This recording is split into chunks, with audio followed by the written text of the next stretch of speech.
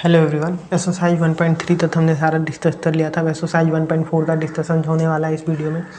आप बने रहिए, बहुत मज़ा आने वाला। बहुत ही अलग तरीके से मैंने अभी तक पढ़ाया है और आगे भी मैं ऐसे ही पढ़ाऊँगा। मैं क्लास 11, 12, 10 सब की मैथ लेने आने वाला हूँ फ्री में। तो ट्यूशन की ज़रूरत नहीं है, आप तो फ्री ऑफ कॉस्ट में प्रोवाइड करूँगा आपको।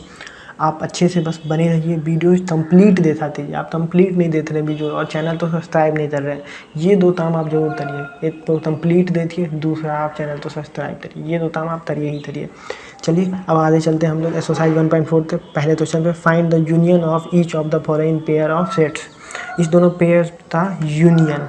तो यूनियन होता क्या है? यूनियन मतलब ऑल एलिमेंट जो दोनों में प्रेजेंट है, दोनों, लेकिन एक बार ही कंसीडर किया जाएगा। अगर डबल कंसीडरेशन नहीं होता, एक बार ही कंसीडर किया जाएगा। तो एस यूनियन वाई क्या होगा?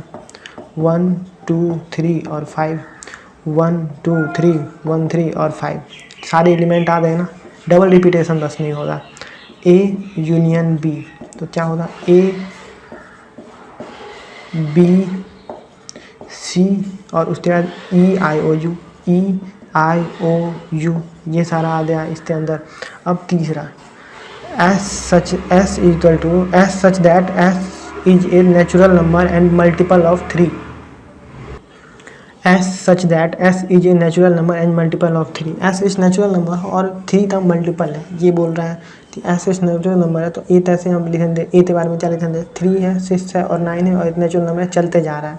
ऐसे बी का लिखते हैं, S such that S is a natural number less than 6।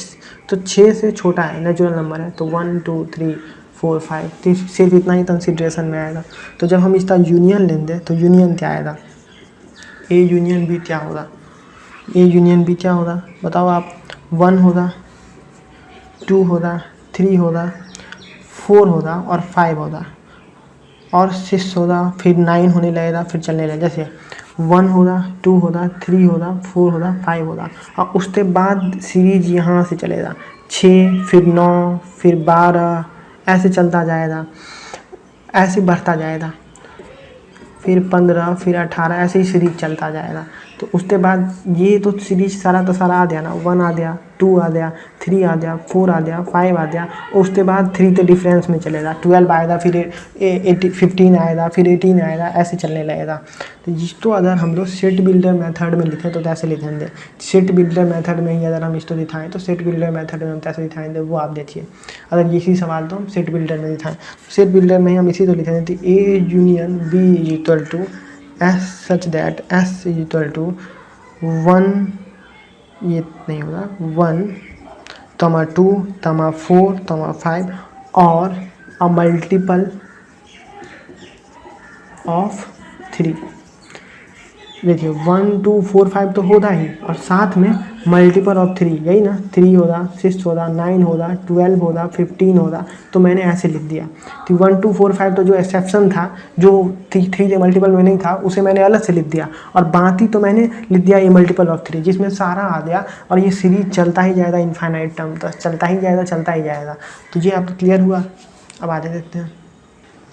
अब पहले क्वेश्चन था, चौथा और पांचवा डिस्कस कर लेते हैं। इसमें क्या दिया है? A equal to S such that S is a natural number and 1 से लेते 6 तक है।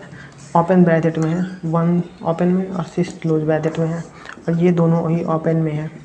तो अब इसको रिप्रेजेंट कैसे करेंगे? इसको लिखेंगे कैसे वो आप देख लीजिए। इसको कैसे रिप्रेजेंट करेंगे और इसको कैसे रिप्रेजेंट करेंगे, दोनों का रिप्रेजेंटेशन आप देख लीजिए। तो रिप्रेजेंटेशन दोनों का कैसे होगा? तो इसका रिप्रेजेंटेशन क्या होगा? इसमें तो आप देखिए, इसमें 1 तो कंसीडर नहीं किया जाएगा, तो 2 3 4 5 और 6 और इसमें दोनों को कंसीडर किया नहीं जाएगा, तो 7 8 9। अब इस दोनों का हमें यूनियन निकालना है, इस दोनों का। तो चौथा ही मैं सॉल्व कर रहा हूँ, चौथा सॉल्व कर रहा हूँ।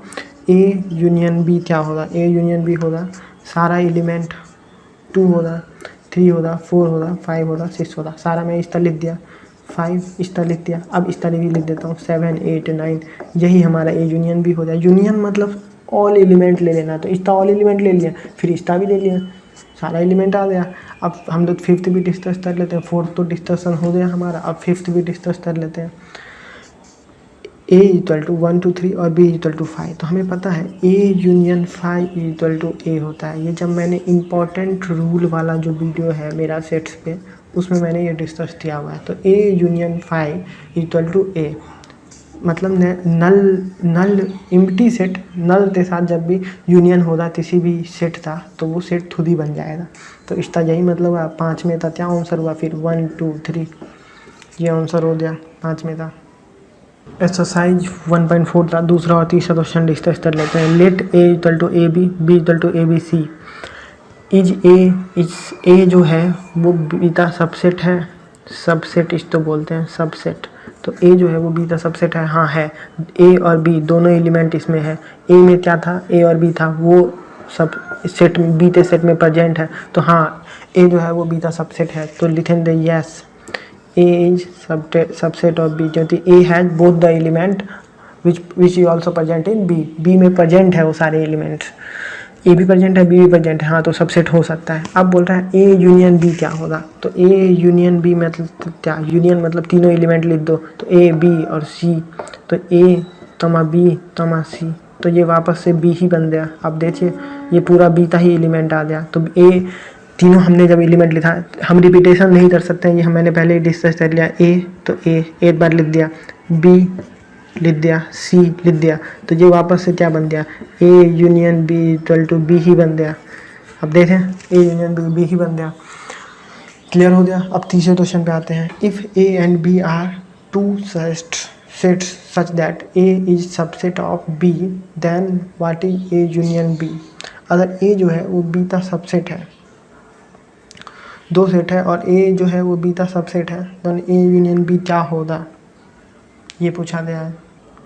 तो ये क्वेश्चन थोड़ा क्वेश्चन 2 जैसा नहीं लग रहा है, आप तो नहीं समझे, मैं समझाता हूँ। ए जो है वो सबसेट है बीटा, ए जो है वो सबसेट है बीटा। इसमें भी दिया था ए जो है वो सबसेट है बीटा। ए और बी दो सेट है, इसमें भी ए और बी दो सेट है। तो जब भी ए जो होता है, ए सेट है जो कि बी का सबसेट है, तो फिर ए यूनियन बी, तो हमारे पास बी ही याद आया था, जैसा कि हमने पिछली बार दिया था। अगर आप तो नहीं समझ में आए तो कोई भी एग्जाम्पल लेते हैं, आप शुरू समझ नहीं आए तो कोशिश कीजिए, तो एग्जाम्पल लीजिए और फिर समझ नहीं आए तो कोशिश करिए, तो भी यही होगा। एक एग्जाम्पल लेते हैं, आप ट्राई कर लीजिए। जैसे अब मैंने 2 एग्जाम्पल यही ले लिया, ए बी, तो यहाँ पे ए बी सी 2 एग्जाम्पल ले लिया। और जब हम लोग सेट करें, ये कंडीशन सेटिस्फाई करें यार, तो ए जो है वो सबसेट है बी था, तो फिर सीधा ही बन जाएगा कि A union B equal to B ही होगा। तो ए यूनियन बी जो होगा वो बी के इक्वल ही होगा, ये एक सेट बन जाएगा। ये आप डायरेक्टली आ जाएगा, क्योंकि हमने दूसरे क्वेश्चन में ये दे था कि जब ए और बी था, ए यूनियन बी जब हमने लिखा तो वो बी ही बन गया। मैंने जानबूझ तो थोड़ी ना बनाया, मैंने तो सिर्फ और सिर्फ एलिमेंट लिखा, ए लिखा, बी लिखा और सी लिखा, ये अपने आप बी के इक्वल हो गया। इससे हमने एक बहुत बड़ा कंक्लूजन पाया कि जब ए और बी दो सेट हों और ए सबसेट हो बी का, ये होना चाहिए, ये होना चाहिए। इसमें तो पूछ रहा था कि है या नहीं है, इसमें तो होना चाहिए। जब हो सकता है तो फिर जब हम ए यूनियन बी अगर पूछा है तो वो डायरेक्टली बी हो जाएगा। ये कॉन्सेप्ट है जो आपको पता होना चाहिए, पता चल ही गया। अब तो पता चल ही गया, क्लियर हो गया आप तो अच्छे से।